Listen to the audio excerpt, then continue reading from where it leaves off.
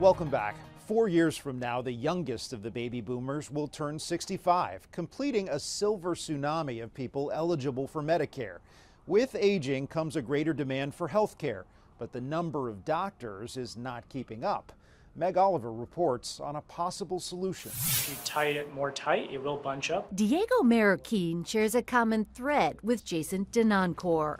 Now grab this. They're on the accelerated MD track at UMass Chan Medical School, one of 33 programs that offers the option to compress 4 years of medical school into 3 for students who know they want to go into general medicine. Do you feel like this could be a solution for the predicted primary care shortage? I believe it is. By 2036, the country is predicted to be short by as many as 40,000 primary care doctors, in part because of an aging population. This is one model that can really help produce physicians faster. Dr. Joan Cangarella of NYU Langone Health is chair of the consortium of accelerated programs. How do you squeeze 4 years of medical school into 3? You make sure that your core content and everything that you want to teach them to be a competent physician is in those 3 years. One analysis found no appreciable difference in medical knowledge or performance between 3 and 4 year students. Some doctors will say this is just not enough time. Yeah. A doctor's not going to come out today knowing everything. It's really lifelong learning.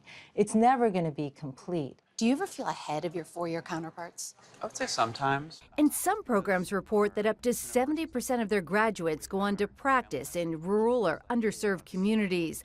Diego Marroquin plans to work where he grew up after moving to the U.S. from Guatemala as a teenager. I want to go to Lawrence, Massachusetts, which is one of the poorest communities. Myself, coming from a background that's underrepresented in medicine. Did you have doctors who looked like you growing up? I didn't. And that's one of the reasons why I decided to make a change within medicine. Starting residency a year earlier is 1 extra year that I get to take care of patients, and that could really mean a lot in their health. And you could make more of a difference. Absolutely, absolutely. Pull them opposite. Future doctors pursuing their dreams, 1 stitch There you go. and 1 shift in less time. Meg Oliver, CBS News. In Worcester, Massachusetts. Donating blood saves lives. It's true for humans, and it's also true for cats and dogs. Michael George shows us the need for animal blood donors. 3-year-old Augie may look like any other happy, healthy dog, but Augie is a hero who saved the lives of 12 other dogs. And he's about to save even more. Sit. Good boy. Augie is an animal blood donor. Veterinarian Lenore Basic of Blue Pearl Pet Hospital explains our pets need blood donors for the same reasons humans do. They might have diseases where they need blood. They might have an accident where maybe they get hit by a car. Maybe they have a surgery. There are weight, age, and health restrictions for cats and dogs to be deemed safe to donate. Augie's owner, Noelle Morrison, was worried at first. Obviously didn't want him to be distressed. I didn't want him to feel, any pain or anything. But then, once they explained everything to us and they showed us the process, it was really not a big deal at all. They try to make the donations as painless as possible. He gets plenty of treats, they make sure he's comfortable, and they sedate him if necessary. It's not invasive, really. We're just taking a small amount of blood. Again, the whole thing takes about 10 minutes. You did so good, bud.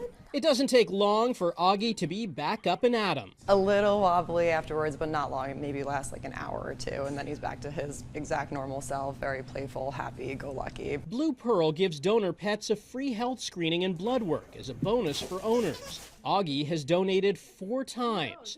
On the wall are photos of pets saved by donors like him. If anything had ever happened to him where he needed to receive blood, I would have wanted someone to do the same thing for us. Even the smallest members of our family can save a life. Michael George, CBS News, New York.